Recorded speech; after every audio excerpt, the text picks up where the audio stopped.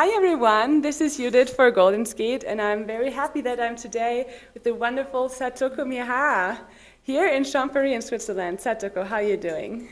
I'm doing great. I'm so happy to be here training and enjoy my skating. Yeah. So how does it come that you're here in Switzerland now? Coming here skating with Stefan and his team was one of my dreams after retiring, and I really wanted to come here to skate for long term and just enjoy this Champéry vibes. And I had a chance after Art on Ice to come here and spend a bit of time, but during that stay I felt like, oh, I really want to come back again, and then that is why I'm here. I see, great. You have a deep connection, deep friendship with Team Champéry. Like, how did this come? Like, how's the origin?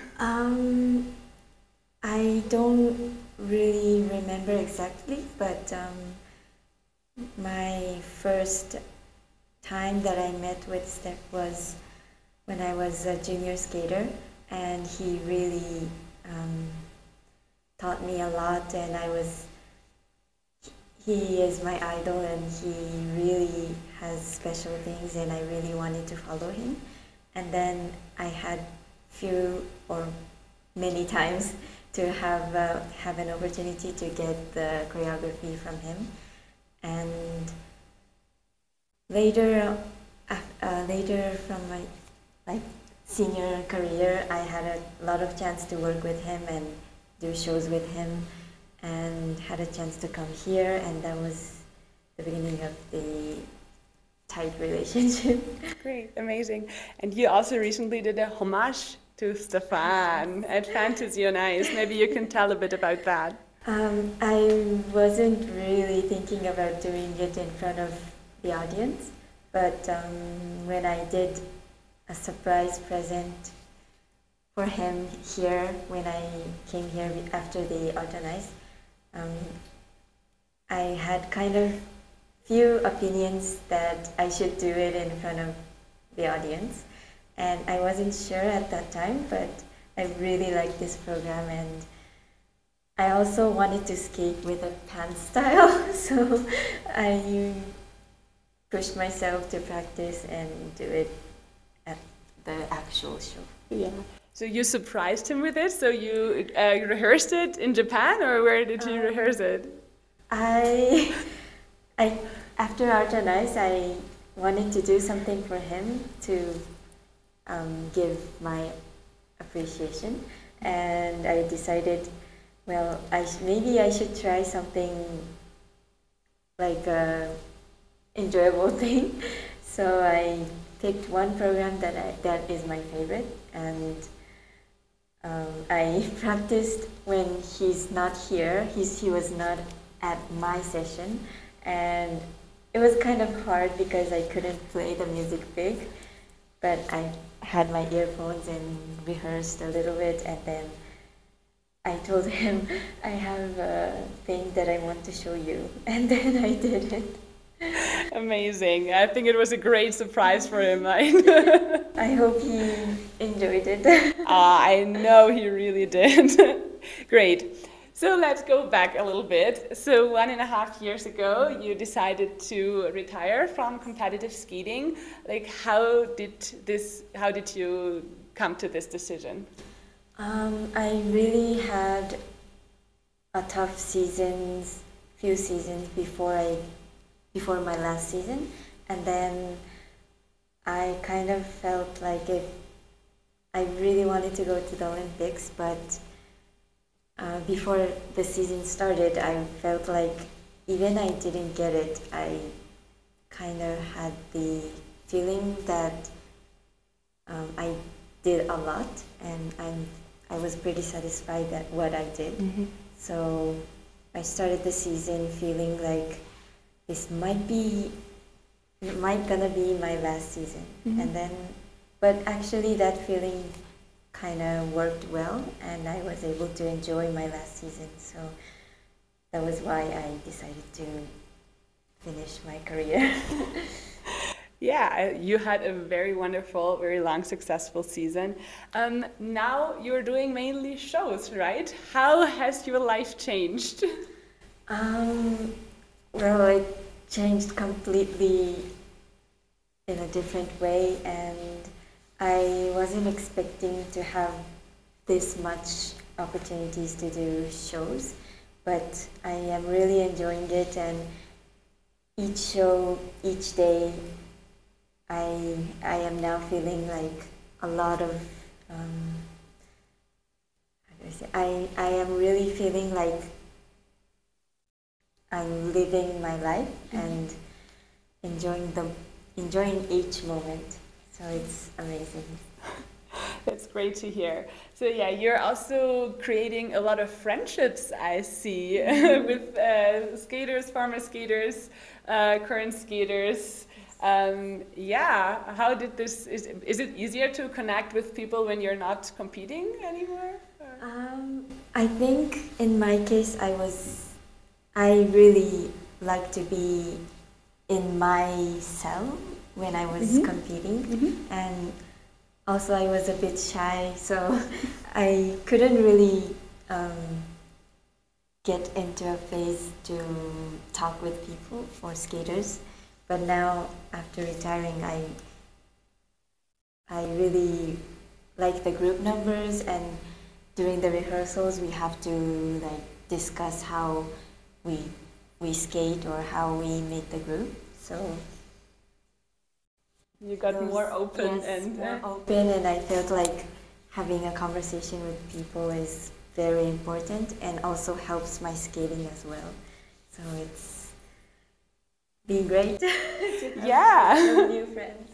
Great. And I've seen you also did a lot of traveling and explored a lot during the last years. What were some highlights for you, what you experienced? I think, of course, all the shows are so much fun for me, but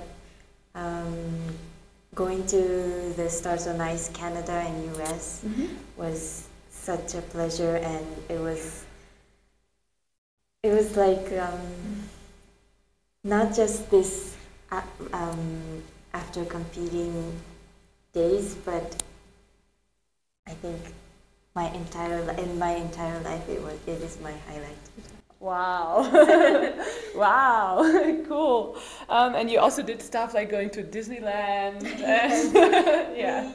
The schedule is kind of different comparing to the Japanese shows. We kind of have like a show day and one day off, go to the other city and have a show. Sometimes we have 3 days off, and using those day offs, we try to enjoy the city as much as we can, and we ended up going to Disneyland or like those fun places off ice. Let's talk a little bit more about your skating, because I've seen here you practicing like, I think like 5, 6, 7 completely different programs. Yes. Is that true? Yes, it is true. Yeah. Last year I really had a lot of shows, and I wanted to do different things at every shows, and also few shows had a request to do a certain program. So I really trained my brain to remember all of the programs, and I had a chance to make 3 programs by myself, and it was a lot of work, but it was an amazing experience. Yeah, that's cool. So which programs did you create yourself?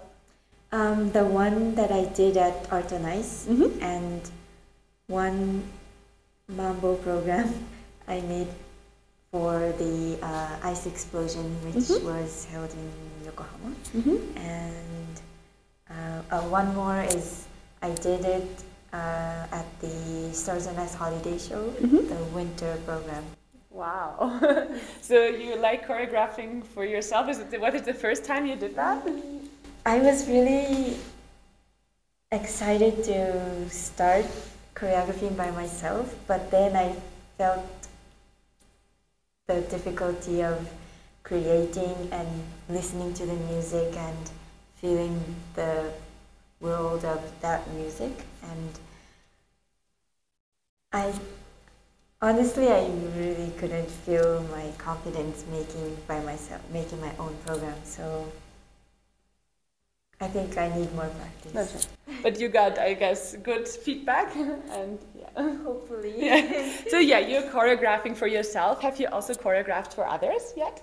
No, just by myself. But I think for now, personally, I prefer to ask the choreographer to make my program. So as much as I can, I would love to try all the choreographers and make new programs. Amazing. So what's next for you, Satoko? What's the next shows? What are your next plans? Actually, I still don't have an exact plan, but I already have one new show program, and I'm going to make one more. And hopefully I can show it somewhere. Okay, but you're still not sure where. Yes. Okay. Do you do anything else? Are you studying? Are you having plans to have a job outside of skating, or?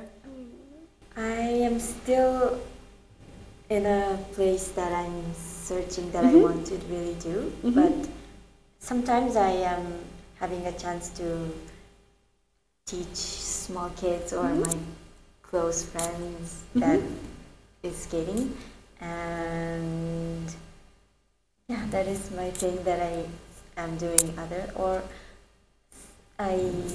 Recently I am trying to design my own costumes for the ice shows, so most of them are my own design. Amazing.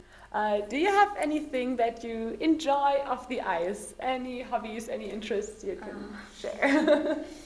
I like to eat. Oh, perfect. So, that's a great hobby. Yes. So I really like to walk around and find a new cafe or a cute place to have lunch or something like that. Or also I like to cook, so I cook a lot. Oh, perfect. What do you like to cook? Japanese food, or? When I'm home, I cook Japanese food a lot, and when I have time, I kind of try to bake things. Yeah. All right. Thank you very much. I think that's it from my side. Thank you for joining, and I wish you all the best. Very good seeing you here. Thank you.